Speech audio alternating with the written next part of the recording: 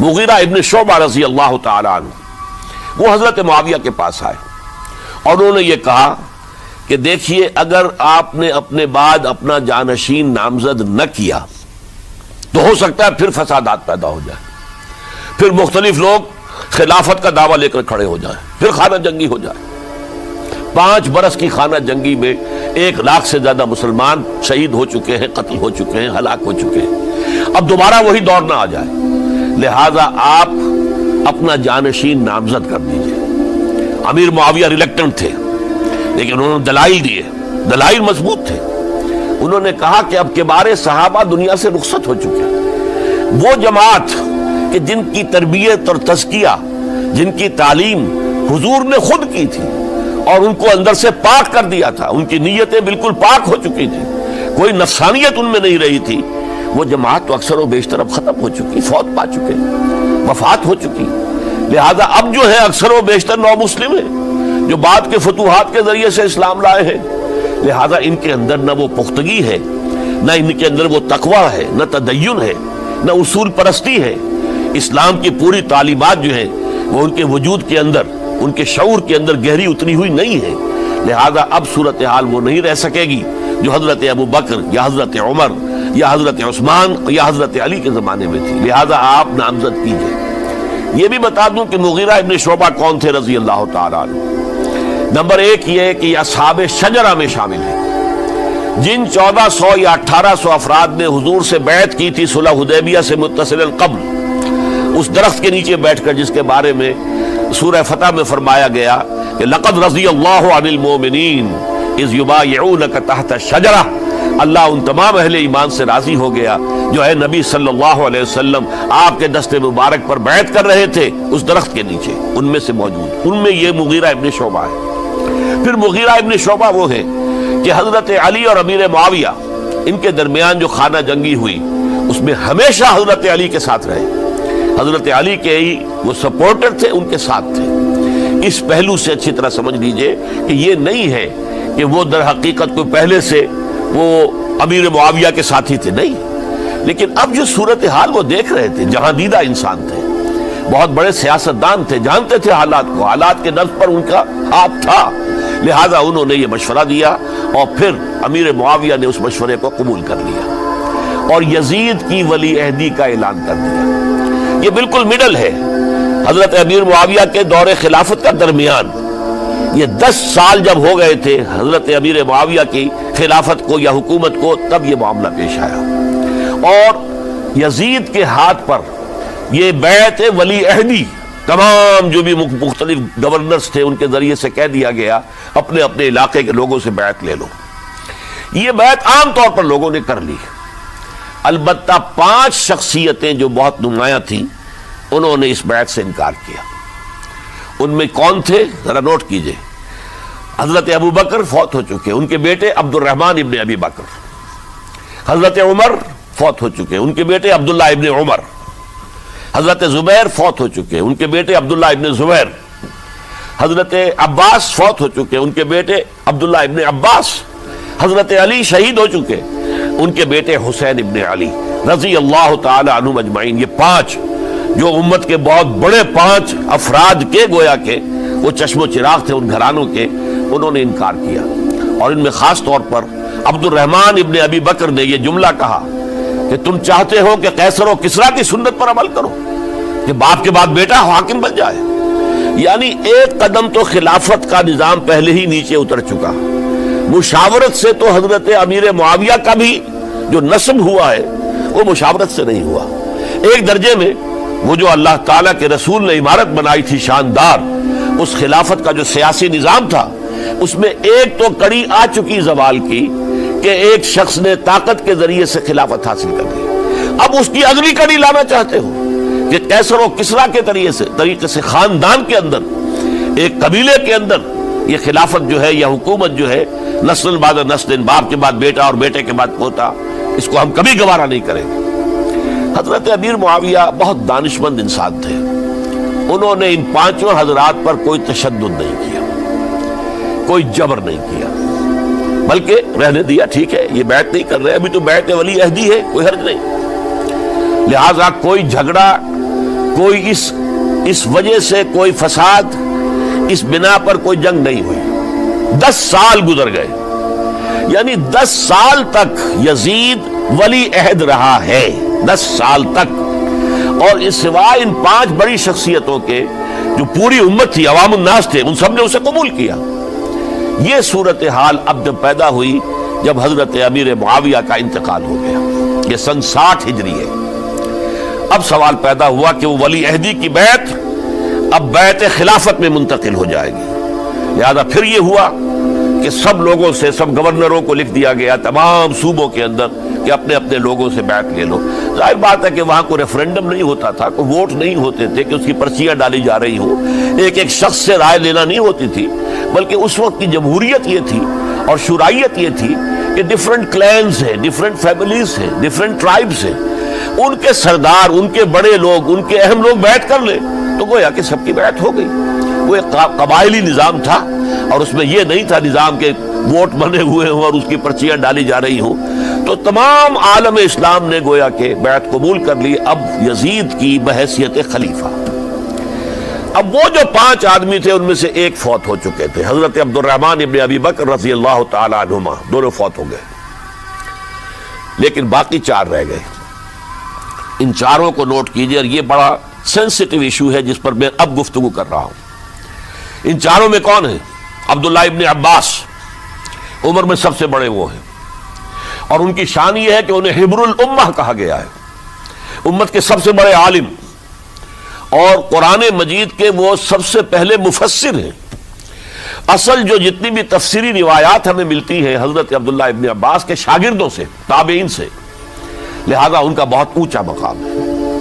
حضرت عبداللہ ابن عمر، ان کا مقام بھی آپ کو معلوم ہے، حدیثوں کی کتنی بڑی تعداد ہے جو عبداللہ ابن عمر سے مروی ہے، اور اس کو سلسلۃ الذہب کی پہلی کڑی کہا جاتا ہے۔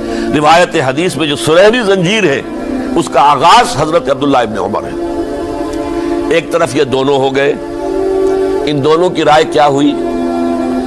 اگرچہ کام غلط ہوا ہے، یہ اس طریقے سے قیصر و کسریٰ کی روایت پر عمل کرنا غلط ہے، لیکن یہ اتنی بڑی غلطی نہیں ہے کہ اس کی وجہ سے باہمی جنگ و جدال ہو، خونریزی ہو، ایک دوسرے کی گردنیں کاٹی جائیں اور فتنہ و فساد پیدا کر دیا جائے۔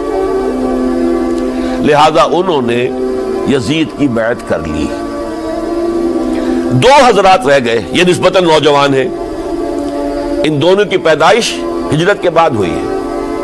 ہجرت کے بعد پہلا بچہ جو مہاجرین میں پیدا ہوا ہے وہ عبداللہ ابن زبیر ہے، بلکہ کچھ عرصے تک مہاجرین میں جب کوئی پیدائش نہیں ہوئی تو وہ مکے مدینہ کے منافقین نے کہنا شروع کر دیا تھا کہ یہ یہاں کے کمزور ہو گئے، نامرد ہو گئے، ان کی اولاد اب چلے گی نہیں۔ تو عبداللہ ابن زبیر جب پیدا ہوئے، اور آپ کو معلوم ہونا چاہیے وہ حضرت ابوبکر صدیق کے نواسے ہیں، حضرت عائشہ صدیقہ کے ہمشیرہ حضرت اسماء کے بیٹے ہیں عبداللہ ابن زبیر، اور زبیر بہت شجاع، بہت ہی بہادر انسان تھے۔ تو عبداللہ ابن زبیر کے اندر بھی وہی کیفیات تھی۔ انہوں نے کہا نہیں، اس غلطی کو ہم برداشت نہیں کریں گے، خونریزی ہوتی ہے تو ہو، لیکن ہم اسلامی نظام کو نیچے اترتا ہوا نہیں دیکھ سکتے۔ جیسے کبھی حضرت ابوبکر نے فرمایا تھا ایبدل الدین وانا حی، کیا دین میں ترمیم اور تنسیخ کر دی جائے گی؟ دین کو بدل دیا جائے گا، دین میں تحریف کر دی جائے گی جبکہ میں ابھی زندہ ہوں؟ میں جیتے جی یہ نہیں ہونے دوں گا۔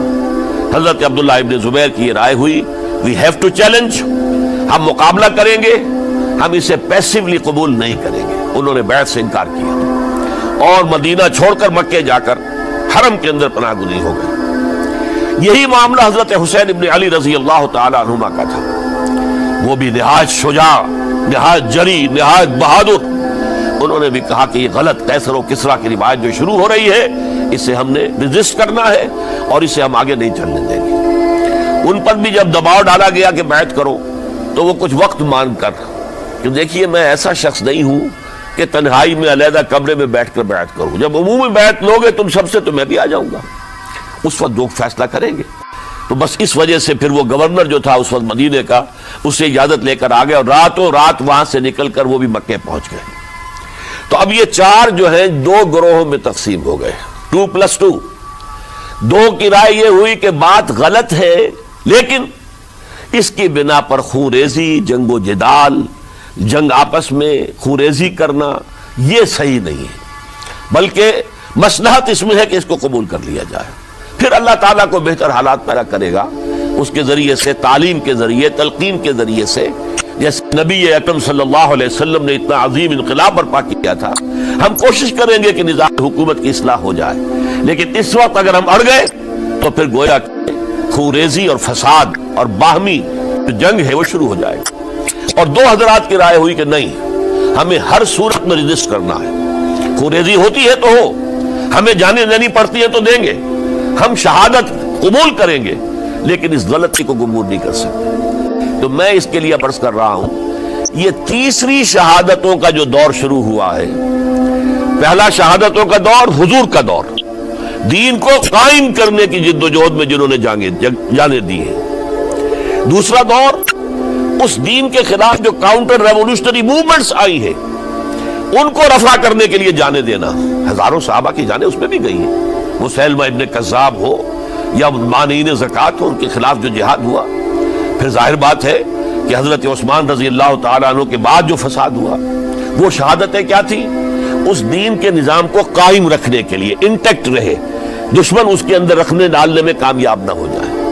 اب تیسرا دور وہ آ رہا ہے کہ جب کہ داخلی طور پر اس نظام خلافت کے اندر زوال شروع ہو رہا ہے، اس زوال کو روکنے کے لیے کہ وہ اپنی اصل جو خلافت کا نظام اللہ نے اور اس کے رسول نے دیا ہے اس کی بنیاد پر قائم رہے، لہذا ہم رجسٹ کریں گے اس تبدیلی کو اور میدان میں آ کر مقابلہ کریں گے۔ یہ حضرت عبداللہ ابن زبیر رضی اللہ تعالی عنہما اور حسین ابن علی رضی اللہ تعالی عنہما، اب ان دونوں میں ایک اختلاف ہوا۔ حضرت عبداللہ ابن زبیر کی رائے یہ تھی کہ یہ مکہ ہے، یہ اللہ کا گھر ہے، یہ حرم ہے، اور یہاں کے لوگ بہت سے برے اثرات سے ابھی تک بچے ہوئے ہیں، پاک ہیں، لہذا ہمیں یہاں رہنا چاہیے۔ اس کو مرکز بنا کر ظاہر بات ہے اسی مکے سے محمد الرسول اللہ صلی اللہ علیہ وسلم نے دعوت شروع کی تھی، وہیں سے وہ پھیل کر جو ہے ایک عظیم انقلاب کی شکل اس نے اختیار کی تھی، ایک عظیم مملکت جو ہے حضور چھوڑ کر گئے تھے۔ تو ہمیں مکے میں رہ کر ہی اپنی تحریک شروع کرنی چاہیے، لیکن ادھر حضرت علی کے پاس پیغام آ رہے تھے کوفے سے۔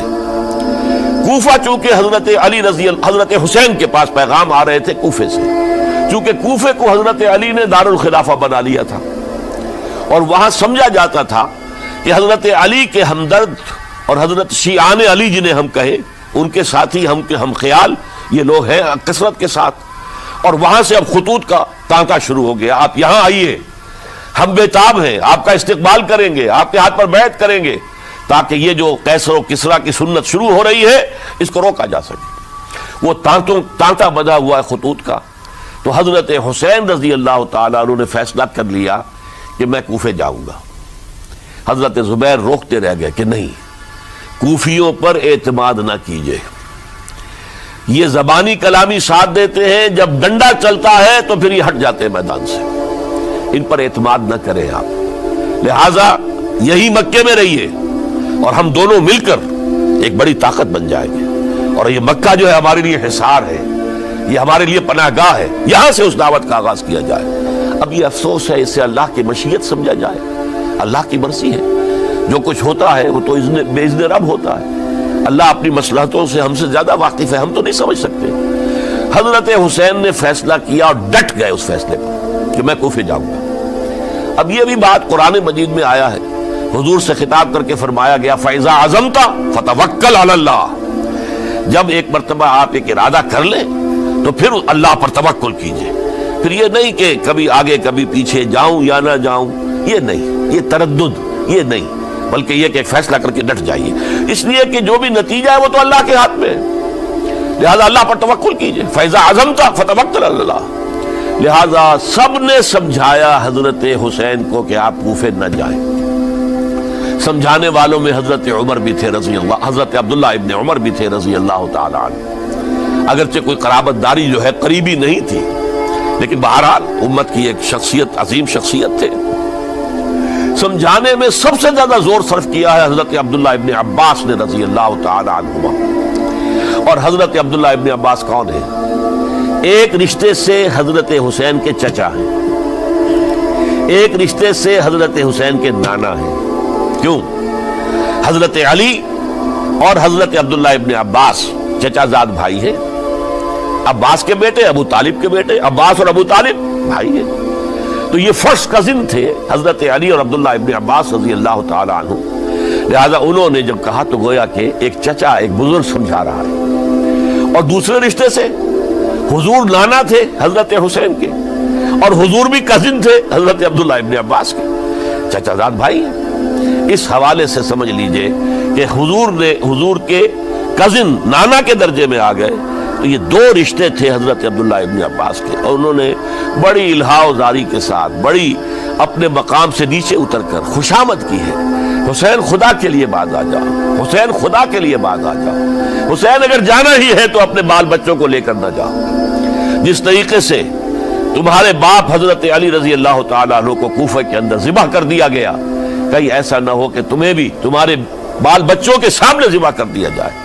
باز آ جاؤ. لیکن حضرت حسین اب اللہ کی طرف سے ان کے دل میں ایک ارادہ پختہ ہو چکا تھا، اور انہوں نے حضرت مسلم بن عقیل کو بھیجا تھا کہ جاؤ میری طرف سے کوفے والوں سے بیعت لے اور پھر مجھے اطلاع دو. وہ گئے، وہاں 12,000 افراد نے بیعت کر لی. اب ان کا خط آ گیا کہ یہاں تو فضا بالکل ہموار ہے، اتنے لوگوں نے بیعت کی ہے، باقی بھی جیسے ہی آپ سامنے آ جائیں گے سب بیعت کر لیں گے. لہذا یہاں پر وہ ریزسٹنس کے لیے گویا کہ ہمارے پاس طاقت اس کوفے کے اندر بہت مضبوط طاقت ہوگی کہ ہم یزید کی حکومت کے خلاف ریزسٹ کر سکیں. اس کے بعد ہوا کیا؟ یزید نے عبید اللہ ابن زیاد کو گورنر بنا کر بھیج دیا. یہ شخص تھا بہت ڈنڈا چلانے والا. اس نے سختیاں شروع کی تو بہت سے لوگ اس بیعت سے تائب ہو گئے. لیکن مسلم بن عقیل وہ میدان میں آئے، اور ان کے ساتھ ہزاروں آدمی آ گئے جنہوں نے بیعت کی تھی، ابھی تک بیعت پر قائم تھے، اور انہوں نے گورنر کے گھر کا گھیراؤ کر لیا. گورنر کے ساتھ 30-40 آدمی تھے کل. وہ چھتوں پر چڑھ گئے، وہاں سے پتھراؤ کیا، اور وہاں سے جو 30-40 آدمی کوفے کے تھے ان سے کہا تم اپنے اپنے لوگوں کو کہو کہ چلے جائیں واپس یہاں سے. انہوں نے اوپر سے کہنا شروع کیا، ڈرایا، بہت خوفناک نتیجہ نکلے گا، اب عبید اللہ ابن زیاد تم سب کو ہلاک کر دے گا. ایک ایک کر کے بھیڑ چھٹتی چلی گئی اور صرف چند افراد رہ گئے، اور اس کے نتیجے میں حضرت مسلم بن عقیل شہید کر دیے گئے. بلکہ ایک شخص خانی نے انہیں پناہ دی تھی کوفے میں، ان کو بھی قتل کر دیا گیا، شہید کر دیا گیا. اس پر یہ ہے کہ انہوں نے ایک شخص کے ذریعے سے پیغام دیا قتل کیے جانے سے پہلے کہ دیکھو میرا تو وقت آگے آیا، میں تو اب قتل ہو جاؤں گا، شہید کر دیا جاؤں گا، تو میرا پیغام حسین تک پہنچا دو رضی اللہ تعالی عنہ کہ یہاں یہ بغاوت ہو گئی. لوگوں نے، کوفیوں نے، الکوفی لا یوفی، کوفی جو ہے وہ پورا نہیں کرتا اپنے عہد کو اور وفا کو. اس کا ایک ثبوت ہمیں مل گیا ہے، یہ سب کے سب منحرف ہو گئے بیعت سے. آپ جہاں تک آ گئے وہاں سے واپس چلے جائیے. جب حضرت حسین کے پاس یہ پیغام پہنچا اور انہوں نے ارادہ کیا کہ ٹھیک ہے یہ تو حالات بدل گئے، لہذا واپس چلنا چاہیے. شاید عبداللہ ابن زبیر کی رائے ہی صحیح ہے، ہمیں مکے ہی میں بیٹھ کر کام کرنا چاہیے. لیکن اب جو ہے عرب کا ایک خاص مزاج ہے. حضرت مسلم بن عقیل کے بیٹے آڑے آ گئے، اب ہم اپنے باپ کے خون کا قصاص لیے بغیر نہیں جائیں گے. اور حضرت حسین رضی اللہ تعالیٰ عنہ بامروت انسان، شریف النفس انسان، کیسے ممکن تھا غیرت مند غیور انسان وہ کیسے ان کی بات کو رد کر دیتا. لہذا اچھا چلو چلتے ہیں کوفے کی طرف. آگے بڑھتے چلے گئے، کربلا میں پہنچ گئے. جو کچھ وہاں ہوا ہے پھر آپ کو معلوم ہے. اس میں یہ بات ہے پہلے 1000 کا لشکر بھیجا تھا عبید اللہ ابن زیاد نے، اس پر حضرت حسین رضی اللہ تعالیٰ عنہ نے جو باتیں کہیں وہ کچھ اثر انداز ہو گئے. ان کا افسر جو تھا حر بن یزید تمیمی، وہ بعد میں حضرت حسین کا حامی ہو گیا، اور حضرت حسین کے ساتھ ہی اس کو بھی شہادت نصیب ہوئی. پھر دوسرے کو بھیجا عمرو ابن سعد. عمرو ابن سعد بھی ایک بڑی عظیم شخصیت کا بیٹا تھا. حضرت سعد ابن ابی وقاص جو فاتح ایران تھے، اور جن کو غزوہ احد کے موقع پر حضور نے فرمایا تھا کہ اے سعد تیر چلاؤ، میرے ماں باپ تم پر قربان ہوں، جبکہ احد میں گھیراؤ کر لیا تھا حضور کا اور کفار قتل کرنے کے لیے ہجوم کر رہے تھے، اور کچھ حضرات تیر چلا چلا کے انہیں پھینک رہے تھے، دور جو ہے ہٹا رہے تھے، ان میں سے حضرت سعد بن ابی وقاص بھی تھے۔ پھر وہ فاتح ایران تھے، اسی لیے گورنر بن گئے تھے ایران کے۔ سعد جو ہے ان کا بیٹے، یہ عمرو جو ہے، یہ اب ایک بڑے صوبے کا گورنر بھی تھا، اس وقت 4000 آدمی دے کر بھیجا، وہ بھی نرمی کرتا رہا، اس نے کوئی تشدد نہیں کیا، اس کے اندر بہرحال اپنے عظیم باپ کے خون کا کچھ اثر تھا۔ لیکن یہ کہ پھر ابن زیاد کو اطلاع مل گئی کہ عمرو ابن سعد جو ہے وہ تو لے تو لال کر رہا ہے، حملہ نہیں کر رہا، قتل نہیں کر رہا، بلکہ یہ کہ وہ تو اس راستہ بھی دینے کے لیے تیار ہے کہ نہ مدینے کی طرف جائیے اور نہ آپ مکے کی طرف جائیے، نہ کوفے کی طرف جائیے، بلکہ آپ چاہے تو دمشق چلے جائیں، یزید سے اپنا معاملہ کر لیں۔ اس پر ابن زیاد نے پھر وہاں سے خط لکھا ہے، میں نے تمہیں اس کام کے لیے بھیجا تھا، میں نے تمہیں حکم دیا تھا حسین سے میری بیعت لو، یعنی میری بیعت کے ذریعے یزید کی بیعت لو اور اسے پکڑ کر لا کر میرے سامنے پیش کرو۔ لہذا پھر اس نے ایک بہت خونخوار شخص کو زیادہ فوج دے کر بھیجا ہے، اور وہ جو ہے اس نے آ کر جو ہے شمر نے پھر اس نے فیصلہ کن معاملہ کیا۔ حضرت حسین رضی اللہ تعالیٰ عنہ نے ان دنوں میں جو وہاں گزرے ہیں، جتنے بھی کوفی آئے ہوئے تھے نا، اکثر و بیشتر تو کوفے کے لوگ تھے، ان سے کہا کہ میں خود نہیں آیا، تم نے مجھے بلایا تھا، اے فلاں ابن فلاں کیا تم نے مجھے خط نہیں لکھا تھا کہ آؤ؟ اے فلاں ابن فلاں کیا تم نے مجھے پیغام نہیں بھیجا تھا کہ یہاں تشریف لائیے؟ اور دیکھو میرے پاس تمہارے خطوط موجود ہیں۔ وہ ایک تھیلا جس میں کہ خطوط ہے وہ بھی لا کے میدان میں رکھ دیا۔ یہ حضرت حسین رضی اللہ تعالیٰ عنہ کی شرافت اور اپنی صاف دلی، کوئی اس کے اندر عیاری نہیں تھی ان کے اندر، معاذ اللہ ثم معاذ اللہ، لیکن یہ کہ اس کا نتیجہ اچھا نہیں نکلا۔ نتیجہ کیا نکلا؟ اب انہیں پتا چل گیا کوفیوں کو، اگر اب حسین زندہ دمشق پہنچ گئے یزید کے پاس تو یہ ہم سب کا بھاڑا پھوڑ دیں گے، ہماری شامت آ جائے گی، لہذا اب تو کسی صورت انہیں زندہ نہیں رہنے دینا۔ ایک بڑا اہم واقعہ نوٹ کر لیجیے اس کو، اس لیے کہ حضرت حسین نے ایک ایک کا نام لے کر، اے فلاں ابن فلاں، اے فلاں ابن فلاں، اے فلاں ابن فلاں، کیا تم نے خط نہیں لکھا تھا؟ کیا تمہارا پیغام نہیں تھا؟ اب انہوں نے دیکھا کہ یہ بھانڈا اگر یزید کے ہاں جا کر پھوڑ دیا گیا تو پھر ہماری خیر نہیں ہوگی۔ یہی وجہ ہے حضرت حسین کو شہید کرنے کے بعد، یہ نوٹ کر لیجئے، 72 آدمی تھے کل، جس کو کہہ لیں لشکر حضرت حسین کا رضی اللہ تعالیٰ عنہ، ان میں سے 20 خاندان بنی ہاشم کے چشم و چراغ تھے۔ وہ بڑی بہادری سے لڑے ہیں، بڑی بہادری سے لڑے، ایک ایک نے لڑ کر جان دی ہے، بہت سو کو مارا ہے۔ یقاتلون فی سبیل اللہ فیقتلون ویقتلون، قتل کر بھی رہے تھے، قتل ہو بھی رہے تھے، ایک ایک کر کے قتل ہو رہے تھے، شہید ہو رہے تھے۔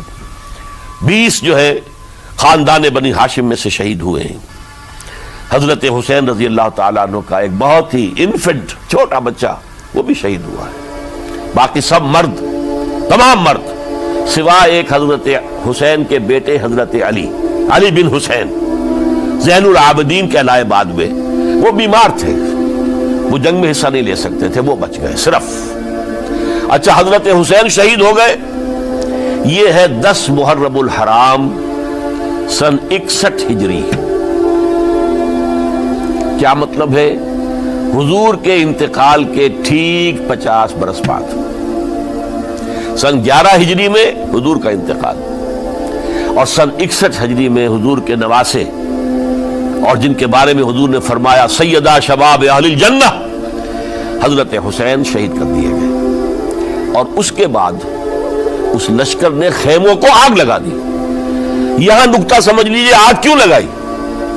انہیں معلوم تھا ہمارے خلاف ڈاکومنٹری پروف موجود ہے وہاں پر، وہ ہمارے خطوط کے تھیلے وہاں موجود ہیں، اگر وہ باقی رہ گئے تو ہماری شامت آ جائے گی، ہمیں کون بچائے گا؟ ورنہ ظاہر بات ہے کہ اگر تو وہ دشمنی کے انداز میں بات ہوتی تو خواتین کی بھی بے حرمتی کی گئی ہوتی، لیکن نہیں، کسی نے، ظاہر بات ہے کہ خانوادہ نبوت کی کسی خاتون کی بے حرمتی نہیں کی، قطعاً نہیں کی، قطعاً نہیں کی، قطعاً نہیں کی، لیکن خیمے جلانا ان کی ضرورت تھی، تاکہ وہ ریکارڈ جو ہے ان کا وہ تلف ہو جائے، سارے خطوط جو ہیں وہ جل جائیں تاکہ ان کے خلاف ثبوت باقی نہ رہے۔ یہ عظیم سانحہ کربلا ہے۔ اب چونکہ یہ ہماری تاریخ کے ان واقعات میں سے ہے جس پر بہت کچھ اختلافات ہیں، مختلف گروہوں کی تعبیرات بہت مختلف ہیں۔ ایک طرف اہل تشیع کا اپنا بیان ہے، دوسری طرف اہل سنت کا ایک اجماعی بیان ہے، تیسری طرف کچھ ایسے لوگ پیدا ہو گئے ہیں جو حضرت حسین رضی اللہ تعالیٰ عنہ پر الزام لگا رہے ہیں، اہل سنت میں سے، کہ وہ تو حکومت کے طالب تھے، اقتدار کے خواہش مند تھے، واجب القتل تھے۔ معاذ اللہ ثم معاذ اللہ ثم معاذ اللہ۔ حضرت حسین اگرچہ صغار صحابہ میں سے تھے، یعنی حضور کی حیات طیبہ میں ابھی چھوٹے بچے تھے، لیکن ان کا شمار صحابہ میں ہے۔ اور پھر یہ وہ شخص ہے جو حضور کی گود میں کھیلا ہے، یہ وہ ہے جو حضور کے شانوں کے اوپر جس نے سواری کی ہے۔ علامہ اقبال نے جیسے حضرت اسماعیل کے لیے کہا ہے کہ وہ فیضان نظر تھا یا کہ مکتب کی کرامت تھی، سکھائے کس نے اسماعیل کو آداب فرزندی۔ ظاہر بات ہے حضرت اسماعیل کسی اسکول اور مدرسے دارالعلوم میں پڑھے نہیں تھے کہ وہاں پتہ چلتا کہ والد کا حق کیا ہے۔ یہ فیضان نصر تھا، ابراہیم کی نگاہ کا یہ فیضان تھا کہ بیٹے کے اندر وہ جذبہ پیدا ہوا کہ یا ابت افعل ما تؤمر، ابا جان جو خواب آپ دیکھ رہے ہیں اور جو حکم آپ کو اس خواب کے ذریعے مل رہا آپ کر گزریے، ستجدنی انشاءاللہ من الصابرین۔ تو اسماعیل کا معاملہ اگر یہ تھا فیضان نظر سے، تو حضرت اسماعیل تو حضرت ابراہیم کے پاس زیادہ رہے بھی نہیں، وہ تو مکے میں رہے۔ حضرت عثمان جو حضرت ابراہیم تو شام میں رہتے تھے، کبھی کبھی آ جاتے تھے، بس اس سے زیادہ معاملہ نہیں تھا۔ وہ فیضان نظر حضرت اسماعیل کو تھا، تو حضور صلی اللہ علیہ وسلم کا فیضان نظر کتنا ہوگا اس کا آپ اندازہ کیجئے۔ یہ کوئی جنگ اقتدار نہیں تھی، معاذ اللہ ثم معاذ اللہ ثم معاذ اللہ، بلکہ انہوں نے اپنا ایک فرض منصبی سمجھا ہے کہ میرے نانا کا لایا ہوا نظام اور اس کے اصول اب ٹوٹ رہے ہیں۔ جیسے حضرت ابو بکر کا قول میں نے آج بھی آپ کو سنایا، ایبدل الدین وانا حی، کیا دین میں ترمیم اور تنسیخ کی جائے گی، دین کی باتوں کو بدل دیا جائے گا جبکہ میں ابھی زندہ ہوں۔ اسی طریقے سے گویا کہ زبان حال سے حضرت حسین اور عبداللہ ابن زبیر رضی اللہ تعالی عنہم ان دونوں نے یہ فیصلہ کیا کہ ہم روکیں گے اس کو۔ آپ اختلاف کر سکتے ہیں کہ حضرت حسین کی رائے صحیح تھی یا حضرت عبداللہ ابن عباس کی رائے صحیح تھی، یہ کہہ سکتے ہیں آپ، لیکن کسی کی نیت پر حملہ نہیں کر سکتے۔ اسی طریقے سے بعض لوگ جو ہے حضرت عبداللہ ابن عباس، عبداللہ ابن عمر، ان کی نیتوں پر حملہ کرتے ہیں۔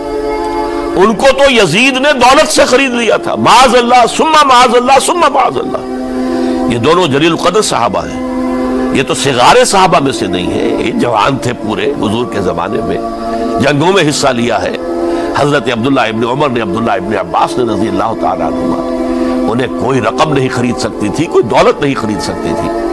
جو رائے انہوں نے قائم کی دیانتاً قائم کی۔ اور ہمارے ہاں اصول یہ ہے کہ جب کوئی نئی صورتحال پیدا ہو جائے اور اجتہاد کی ضرورت پیش آ جائے اور پوری کوشش کر کے مجتہد اجتہاد کر رہا ہے، تو اگر اسے غلطی بھی ہو جائے، مجتہد مخطی خطا کار، اس کو بھی اکیرا ثواب ملتا ہے، اور مجتہد مصیب وہ مجتہد کے جس کی رائے صحیح، جس کا فیصلہ صحیح، اسے دوہرا ثواب ملتا ہے۔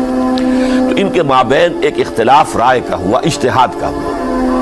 آیا یہ غلطی اتنی بڑی ہے کہ امت میں تفرقہ پیدا کیا جائے، امن و امان کو برباد کیا جائے، خوریزی کا بازار گرم کیا جائے، یا نہیں؟ دو کی رائے یہ ہوئی، ان کی مخلصانہ رائے تھی، ان کی دیانت دارانہ رائے تھی، ہم ان کی نیت پر حملہ نہیں کر سکتے، آپ اختلاف کرنا چاہیں تو کیجئے۔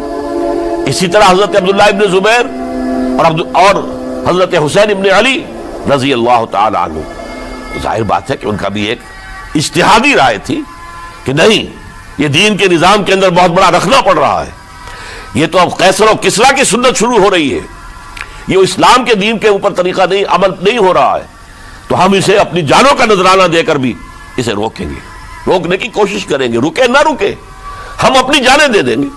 یہ بھی دیانت دارانہ رائے تھی، مخلصانہ رائے تھی، ان کی نیت پر کوئی حملہ کم سے کم اہل سنت والجماعت میں سے کسی شخص کو حق نہیں ہے. اس لیے کہ اہل سنت والجماعت کا کہنا یہ ہے الصحابۃ کلہم عدول، صحابہ جتنے بھی ہیں وہ سب کے سب عدول ہیں، ان میں بدنیتی نہیں آ سکتی، خطا ہو سکتی ہے. اہل سنت کے نزدیک معصومیت خاصہ نبوت ہے. نبوت ختم ہو گئی محمد الرسول اللہ صلی اللہ علیہ وسلم پر. آپ کے بعد معصوم کوئی نہیں. ابو بکر بھی معصوم نہیں، عمر بھی معصوم نہیں، عثمان بھی معصوم نہیں، علی بھی معصوم نہیں رضی اللہ تعالیٰ عنہ اجمعین. تو معصوم کون ہوگا؟ عبداللہ ابن عباس بھی معصوم نہیں، عبداللہ ابن زبیر بھی جو ہے معصوم نہیں، حسین ابن علی بھی معصوم نہیں، اسی طریقے سے عبداللہ ابن عمر، عبداللہ ابن زبیر، کوئی معصوم نہیں. انہوں نے اپنی رائے قائم کی ہے، اس پر عمل کیا ہے دیانت دارانہ سنسیریٹی کے ساتھ، اور ان کے لیے اللہ تعالیٰ کے ہاں ہر طرح کا اجر و ثواب ہے سب کے لیے. حضرت عبداللہ ابن زبیر کی رائے اس اعتبار سے بہتر ثابت ہوئی، انہوں نے مکے میں پھر حکومت قائم کی. 9 برس تک ان کی حکومت قائم رہی. بنو امیہ ختم نہیں کر سکے اسے. سن 73 میں جا کر ان کی شہادت ہوئی ہے. اور ایک مرحلہ تو وہ بھی آیا تھا کہ شام اور مصر کی دونوں صوبے جو ہیں وہ بھی ان کے تحت آ گئے تھے. تو واقعہ یہ ہے کہ اگرچہ حضور نے ہمیں منع کیا ہے کہ کبھی یہ نہ کہا کرو کہ ایسا ہوتا تو ایسا ہو جاتا، نہیں، جو ہوا اللہ کی مرضی سے ہوا، اللہ کے اذن سے ہوا. حدیث کے الفاظ ہیں ان کلمۃ اللہ تفتح عمل الشیطان. یہ جو لو کاش یہ ہو جاتا، کاش یوں ہو جاتا تو بڑے اچھے نتیجے نکلتے، یہاں سے شیطان کا عمل شروع ہو جاتا. ورنہ واقعہ یہ ہے کہ دل سے یہ بات نکلتی ہے. اگر حضرت حسین اور عبداللہ ابن زبیر یکجا ہو جاتے اور مکے کو اپنا مرکز بنا کر جو عظیم مقصد انہوں نے اپنے سامنے رکھا تھا کہ یہ جو روایت غلط آ رہی ہے اسلام کے دینی سیاسی نظام کے اندر، اس کو ہم روکیں گے، تو اللہ تعالیٰ انہیں کامیابی عطا فرما دیتا. لیکن یہ پھر ہم کہیں گے ما شاء اللہ کان وما لم یشاء لم یکن. جو اللہ نے چاہا وہ ہوا، اور جو اللہ نے نہیں چاہا وہ نہیں ہوا. حضرت حسین کو وہ عظیم شہادت اللہ نے دینی تھی، وہ اونچا مقام عطا کرنا تھا، اور پھر ان کی عظیمت، ان کا صبر، ان کا ثبات، ان کا استقلال. معلوم ہوا کہ اللہ تعالیٰ نے انسانوں کے اندر کتنی کچھ طاقت رکھی ہوئی ہے اور کتنی کچھ صلاحیتیں اللہ نے ودیعت کی ہیں. وہ جس طرح ڈٹے رہے، کھڑے رہے. واقعہ یہ ہے کہ وہ بھی نوع انسانی کے لیے ہمیشہ کے لیے ایک سبق ہے، اور وہ سبق یہ ہے کہ آپ حق، جو بھی آپ حق سمجھیں اس حق کے اوپر ڈٹ کر کھڑے ہو جائیں، اور اس میں پرواہ نہ کیجئے کہ آپ کی نفری کم ہے یا آپ کے ساتھ تعداد زیادہ، کوئی خیال نہ کیجئے.